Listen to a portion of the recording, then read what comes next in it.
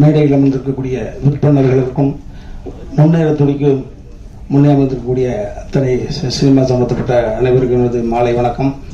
நான் அதில் பங்கு பெற்ற காரணத்தினால நிறைய காக்கைக்கு தன் குஞ்சு கோல்டு குஞ்சும்பாங்க.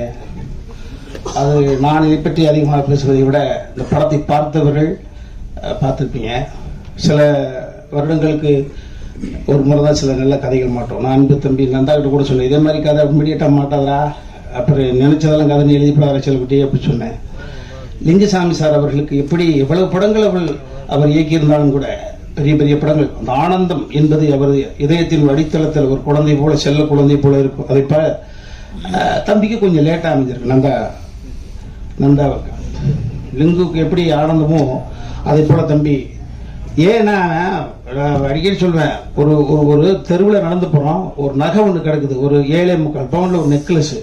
பார்த்தவன் என்ன பண்ணுவான், சூப்பராக எடுத்து பிரச்சனைலாம் தீர்த்திருக்க வேண்டியதான்.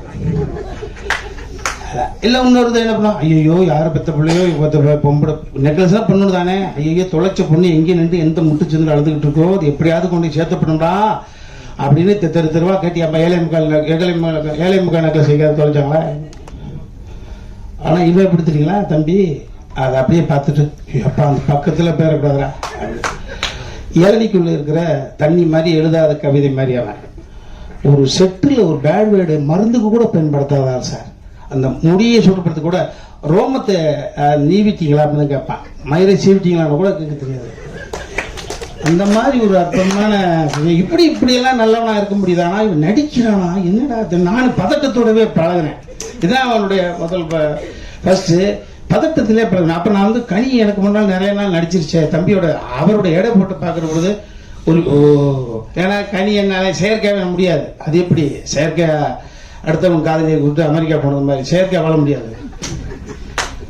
அதனால அவனை பார்த்து இவ்வளவு அற்புதமா இருக்கிறானே, ஓஹோ அப்ப இப்பேற்பட்ட சிந்தனை கொண்டவன், நல்ல பாசிட்டிவ் தாட்ஸ் இருக்கக்கூடிய ஒரு பிள்ளை முரட்டுத்தனமான வெற்றிகளை குவிச்சு நேரம் ஒரு 7 வீடு வாங்கிட்டு ஒரு 5-6 வீடு வாடகைக்கு வேற விட்டுருக்கலாமே, என்ன பிரச்சனைன்னா வாடகை வீட்டில் இருக்கானே இங்கே பிரச்சனை இருக்கு அப்படி யோசிச்சு பார்க்கறப்பதான் தெரியுது. இல்லை 24 கேரட்னா அப்படியே கொடுத்துருன்னு செம்பு கலந்துடக்கூடாது புரியா இருந்தான். இந்த படத்துல சரண் சார் அவர்கள் சொன்னதை போல எந்தெந்த இடத்தில் எந்தெந்த கதாபாத்திரம் இந்த கதையை நகர்த்துவதற்கு தேவையோ எங்களை போன்றவர்களையெல்லாம் கனி அங்கே அடுக்கா கரெக்டாக வச்சுட்டு அந்த கமர்ஷியல் படமா சொல்லணும்ல, பரிசுத்தமான கதை. அதை வெகுஜன மக்கள் குடும்பத்தோடு உறவோடு வந்து பார்ப்பதற்கு தகுதி கொண்ட ஒரு படமாக படிச்சிருக்காப்புல.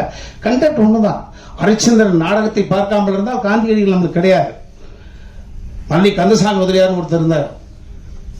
அவரு தன் தந்தையுடைய இறப்புக்கு கூட மாறு வேஷத்தில் தம் கடிச்சு போனார். இந்த உலகம் தன் சொந்த குடும்பத்தை வறுமையில் தள்ளிவிட்டு எத்தனை மகானுபாவம். 18வது வயசுல கம்யூனிஸ்ட் இயக்கத்துடைய தலைவர் தன் மகளை 18 வயசுல பாக்குறாரு. தலைமுறை வாழ்க்கை வாழ்ந்துட்டு கம்யூனிஸ்டத்துடைய அந்த இயக்கத்துக்கு போறாரு. மகளை பார்க்க 2 பெண்ணு நிக்குது. அந்த பெண்ணு, அப்பா நான் உங்க பொண்ணுப்பா அறிமுகப்படுத்துது. நிறைய பேர் அதை போல நீ நல்லவனா நடி. நான் நம்ம வாழ்க்கையில் என்ன, நான் இப்ப கடைசியா புரிஞ்சு நான் நல்லவனை சமீபமாக நல்லவனை நடிக்க ஆரம்பிச்சிட்டேன். அப்பதான் நல்லவனா ஆயிட முடியும்.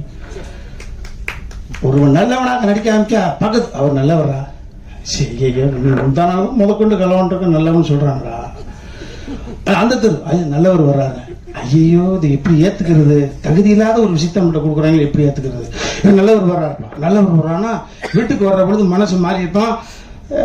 அன்னையிலிருந்து நல்லவனாக நடிக்க ஆரம்பித்தாலே, இந்த உலகம் நல்லவன் என்று சொல்ல ஆரம்பித்தாலே நல்லவனாக மாறி விடுவான். அதை போலதான் இந்த கதை, அற்புதமான கதை. இறையன்பு. ஆமா, அவர் பாத்தீங்கன்னா இரட்டை தளத்தில் வெற்றி பெற்றவர். அரசு உத்தியோகத்தினுடைய உச்சபட்ச பதவி அடைப்பிச்சவர், தலைமைச் செயலாளர். அதான் அதுக்கு மேல என்ன கிடையாது. அதுக்கு மேல சிஎம் தான். சிஎம் அப்படி உட்கார முடியாதுல்ல. தலைமைச் செயலாளர் பதவி அனுபவிச்சுட்டு அடுத்த தலைமுறைக்கு அள்ளி புத்தகங்களை வாரி வரைச்சவர். அவர் பார்த்துட்டு அவர் தான் இந்த படத்தினுடைய மிகப்பெரிய ஒரு அளவுகோல் நான் சொல்லுவேன். மற்றவர்கள் கூட நட்புக்காக கூட 1-2 வார்த்தை யதார்த்தமா எக்ஸ்ட்ரா பேசியிருக்கலாம். அவர் பேச வேண்டிய அவசியமே கிடையாது. பார்த்துட்டு என்கிட்ட பேசுறாரு, படைப்பு அற்புதமான படைப்பு. ஒரு வினோத சித்தத்தை பார்த்துட்டு வந்தவுடனே திருமாணிக்கு அப்படியே நிக்குது. வினோத சித்தத்தை தம்பி சமுத்திரக்கனி அவர்கள் தலைமைச் செயலாளர் இருந்தாங்க. இந்த படத்தை பார்ப்பதற்கு அழைச்சி வச்சிருந்தோம். அப்ப பார்த்துட்டு அவர் போயிட்டாரு, தலைமைச் செயலாளராக இருக்காரு. நாளைக்கு ஒரு அரசியல் சிக்கல் வந்துடக்கூடாது, அதிகார வர்க்கத்தில் ஏதாவது பிரச்சனை வந்துருக்காக பதட்டத்தோட பயத்தோட போறாரு. அவர் துணைவியார் வந்தாரு, அப்படியே சமுத்திரக்கனி பிடிச்சு, என் கணவரை என் பக்கத்தில் 2 மணி நேரம் உட்கார வச்சுட்டீங்க, ரொம்ப மகிழ்ச்சி. என் புருஷனை என் பக்கத்தில் 2 மணி நேரம் உட்கார வச்சுட்டீங்க, ரொம்ப மகிழ்ச்சி. போதுங்க, மனப்பாடம் ஆயிடுச்சுங்க எங்களுக்கு டைலாக் கேட்ட மாதிரி. ஸோ அதை போல இன்னொரு அற்புதமான ஒரு உணர்வை படைக்கக்கூடிய ஒரு படம். நான் அடிக்கடி சொல்றேன், கதை என்பது பண்ணிடலாம், அந்த கதையை யார் ஏற்று நடிப்பார், அந்த கதையோடு ஒன்றுவதற்கு தகுதி கொண்ட ரியல் இமேஜ் கொண்டவர் வேணும். ஸோ இந்த திருமாணிக்கத்தை நீங்க நிச்சயமா சொல்லுங்க, வேறு யாரோட போய் ஒட்டி பார்த்தாலும் ஒத்துக்க மாட்டாங்க. கரெக்டா சரண் சார் சொன்னாங்க, பாதி வரை சமுத்திரக்கனி மீது கோபம் வரும். எஸ், அந்த கோபம் என்பது வேற மாதிரி போகும். அந்த படத்தை பார்க்கிறவங்களுக்கு புரிஞ்சுப்பீங்க. இப்படியானா ஒருத்தர் இருப்ப, இப்படியானா அப்படின்னு ஒரு ஸோ அற்புதமான ஒரு ஃபீல், அற்புதமான ஒரு நல்ல ஒரு படைப்பு. இந்த படைப்புக்குள்ள நானும் இருக்கின்றதுல ரொம்ப மகிழ்ச்சி. ஒரு கெஸ்ட் ரோல் தான் பண்ணியிருக்கேன். அதெல்லாம் தாண்டி என் தம்பி சமுத்திரக்கனி சொன்னான், எல்லாம் என்னப்பா பிறந்த ஊர்ல இருந்து போயிட்டு ஆந்திராவுக்கு போயாச்சு, கொடிக்கு ஆந்திராவில இருந்து ஒரு தயாரிப்பாளர் கொடுத்து வந்துருச்சு. அப்படில்ல, ஆந்திராவில இருந்து சமுத்திரக்கனியை கதை நாயகனாக வைத்து பணத்தை போடுவதற்கான ஒரு, அப்ப எப்படி பெரிய விஷயம். சொந்த ஊர்ல பேர் வாங்குறதே பெரிய விஷயம் சாமி. அசல் ஊர்ல பேர் வாங்கி ஒரு இன்வெஸ்டர் கொண்டு வந்திருக்கின்றது, இதுதான் இந்த கதை.